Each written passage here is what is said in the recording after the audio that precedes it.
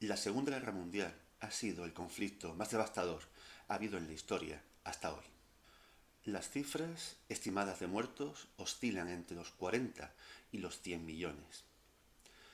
Y dentro de ese volumen total, el porcentaje de víctimas civiles se estima en un 70%. Una mortandad sin precedentes. La guerra moderna tiene normas, o al menos han existido intentos de establecerlas. Sin embargo, parece que el querer ponerle reglas a la guerra es como intentar ponerle vallas al mar. En casi cualquier conflicto, los países beligerantes, ya sean grandes o pequeños, se saltan las normas siempre que ello les convenga. No tiene nada de nuevo que los civiles sufran en las guerras.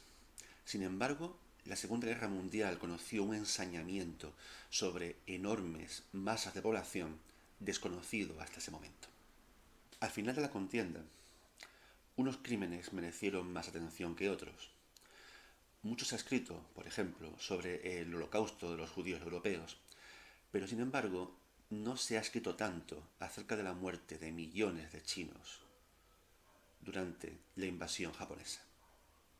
Una víctima civil lo es independientemente de su raza o su patria. Ejecutar a un soldado prisionero sin un juicio justo es un asesinato, independientemente de la bandera que ondee más allá de la puerta del calabozo. Esto puede olvidarse a la hora de hacer política. Sin embargo, lo justo, lo ético, es no hacerlo. A este respecto, incluso los vencedores de la guerra tienen motivos para avergonzarse. Les doy la bienvenida al vertedero de Kratos.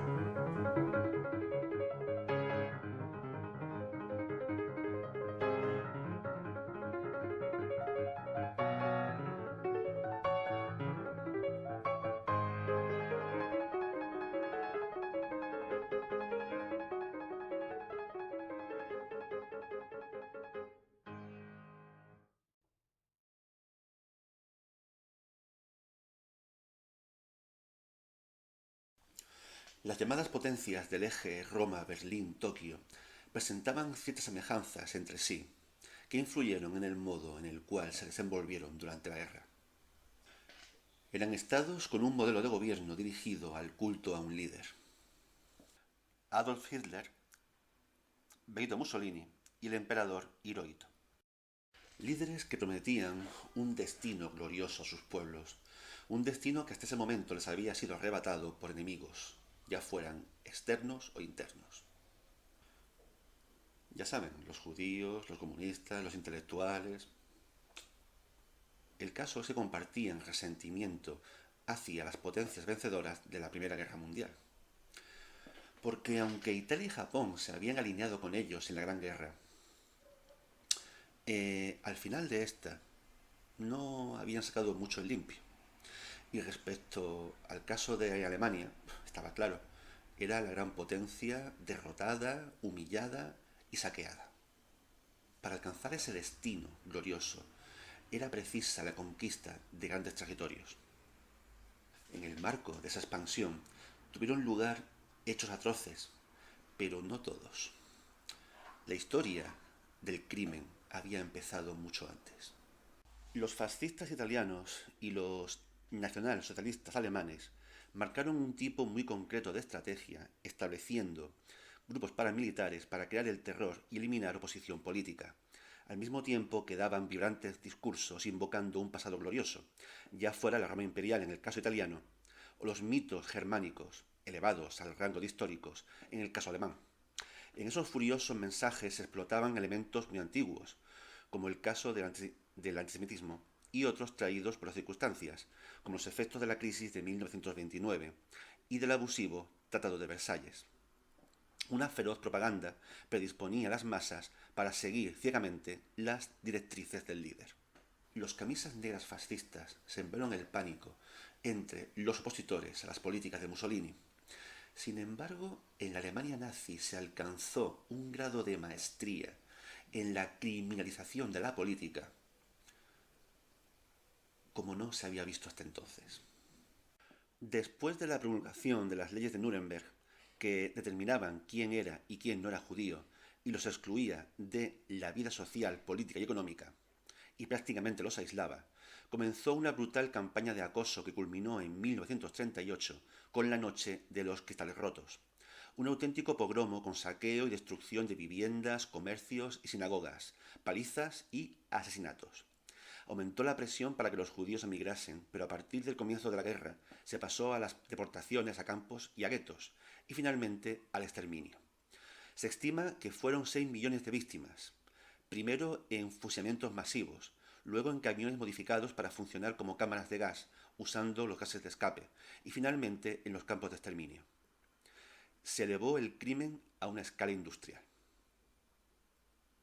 No solo los judíos fueron objeto del odio homicida de los nazis.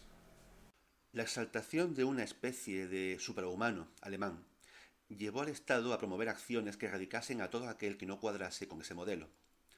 Desde 1939 se llevó a cabo el programa T4, organizado por médicos como Karl Brandt y Viktor Brack, dedicado al asesinato de personas con enfermedades incurables o minusvalías físicas o psíquicas. Las presiones de la opinión pública llevaron a la aparente cancelación del programa, pero este siguió de manera secreta hasta el fin de la guerra. Se estima que unas 300.000 personas fueron asesinadas mediante inyecciones letales o gas y sus cuerpos incinerados. Los gitanos fueron otro grupo cultural que sufrió el exterminio por parte de los nazis, ya que los identificaron como incompatibles con su proyecto de pureza racial. Se estima que fueron deportados a campos y asesinados allí unos 200.000, aunque hay investigadores que apuntan a cifras más altas. Homosexuales, intelectuales, artistas, comunistas, todo aquel que no apoyase de manera explícita el proyecto nacionalsocialista de Estado o que no cuadrase con el arquetipo heroico que el régimen propugnaba, corría peligro de muerte. Por otra parte, la manera alemana de hacer la guerra en aquel momento llevó aparejada la aniquilación de grandes masas de población civil. Esto fue especialmente cruel en el caso de la Unión Soviética, donde 15 millones de civiles fueron asesinados. Los asesinatos grupales, incluso de aldeas enteras, por parte de unidades de la SS y en menor medida de la Wehrmacht, eran moneda corriente, frecuentemente como represalia por la muerte de soldados alemanes por parte de partisanos. Aunque acciones así tuvieron lugar en toda Europa, la concentración de tales actos en la Unión Soviética se vuelve demencial. Ello es debido al feroz racismo inculcado por el discurso nazi, que consideraba a los pueblos eslavos una especie de subhumanos. En toda la Europa ocupada, las órdenes para asesinar a cualquier opositor de manera sumaria eran comunes. Las órdenes para asesinar a soldados de comando, aun cuando vistiesen su propio uniforme, eran comunes. Esta manera de hacer la guerra total, la guerra dirigida a aniquilar por completo la capacidad del adversario, fue el modelo alemán. Un modelo llevado hasta las últimas consecuencias. Italia ya había cometido crímenes durante la invasión de Etiopía, algunos años antes de que entrase en la Segunda Guerra Mundial. Con todo, el volumen de sus crímenes es mucho menor que el alemán. El caso de Japón es otra historia. Comparte con el alemán un afán de expansionismo enorme. Desde el final de la Primera Guerra Mundial, en el seno de la sociedad japonesa, fue aumentando de manera gradual un afán nacionalista, al mismo tiempo que se incrementaba el poder del ejército en los diferentes niveles del Estado. Cada vez se exigía más un modelo de gobierno autoritario para hacer un Japón fuerte, capaz de oponerse, por ejemplo, a la presencia estadounidense que gobernaba en Filipinas e intentaba extender su influencia por la zona. Se produjo una cierta militarización de la sociedad, con la resurrección, entre comillas, del antiguo código militar japonés, el Bushido. El caso es que el ejército adquirió cada vez más poder. Japón se alineó con Alemania e Italia en septiembre de 1940, pero desde mucho antes había iniciado su expansión por Asia. En 1937 invadió China, llevando a cabo un modelo de guerra tan agresivo o más que el alemán. La propaganda había alimentado en los combatientes japoneses la idea de la inferioridad de los asiáticos continentales, viéndolos como un obstáculo para el desarrollo y la seguridad de su propia patria. La ferocidad con la que los japoneses se arrojaron sobre China fue espantosa. Se estima que los japoneses masacraron unos 30 millones de personas en el sudeste asiático y unos 20 millones en China. Masacres como Nankín, Changyao, Manila, Singapur dan fe de esta crueldad. Los japoneses también fueron especialmente crueles en el trato de los prisioneros de guerra. Un 27% de los prisioneros estadounidenses, británicos, australianos y canadienses murieron víctimas del hambre, las palizas, las enfermedades, los trabajos forzados o las ejecuciones sumarias. En la manera de hacer la guerra que tienen japoneses y alemanes durante esta contienda, se puede ver la irrupción en una guerra moderna del salvajismo más primitivo, propio de tribus o de ciudades-estado de la antigüedad que combaten hasta la destrucción del enemigo o hasta la muerte. El fanatismo que se aprecia en los batallones de las Waffen-SS o en los kamikazes japoneses no tiene comparación en guerras del siglo XVII, XVIII, XIX, en las que se podía llegar a un armisticio o a una paz antes de agotar los propios recursos. El odio que mueve a querer ver al enemigo destruido anula esa posibilidad.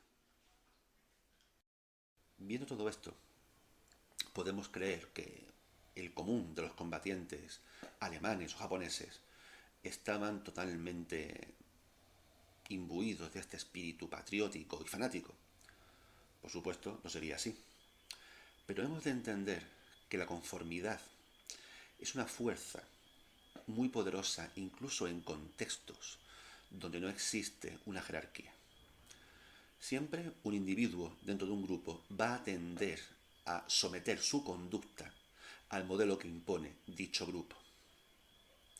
Incluso cuando la posibilidad de ir en contra no conlleva graves consecuencias. Sitúense ustedes en un contexto de una unidad militar que comete acciones que usted no aprueba e intente vivir en sus carnes la presión del grupo y el miedo a las consecuencias si se osa ir en contra. Además, como veíamos en el vídeo sobre Adolf Eichmann, muchas personas llevan dentro de sí la potencialidad de convertirse en auténticos monstruos. Solo es precisa la concurrencia de ciertos factores para que este potencial germine y se desarrolle. Está fuera de cualquier discusión que las potencias del eje fueron estados criminales, más allá de cualquier medida conocida hasta aquel momento. Sin embargo, los aliados occidentales y los soviéticos no están exentos de vergüenza y de infamia. Les espero en el siguiente vídeo sobre los crímenes de la Unión Soviética. Cuídense.